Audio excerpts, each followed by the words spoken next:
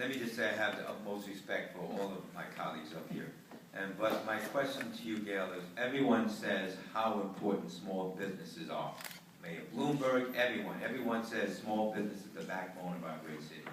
And I was a sponsor back in our last term of office of the Small Business Survival Bill, in essence, Protection Act, to protect small businesses from being forced out of business by unfair price gouging rent increases by landlords. The bill might have saved Big Nick's that recently was forced out of business on the Upper West Side after 51 years of business. Do you agree with me that we need this bill in order to save and protect small businesses?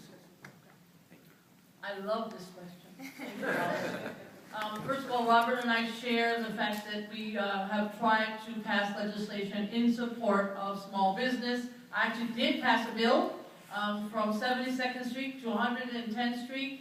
Every single business who is a bank coming in can only be 25 feet long in a 200-foot streetscape. And every new business who's not a bank or a grocery store can be anything, can only be 40 feet. Get rid of the banks. I got 72 banks in my city. 72! And so we passed that piece of legislation. It was only for that area. I could not do it citywide. I would love to do it in other parts of the borough because we need to save our mom and pop stores. Very strong feeling. Robert is talking about a bill that I actually wrote when I worked for Councilmember Ruth Messenger, Small Business Protection Act, and Robert picked it up in this legislation, in this City Council.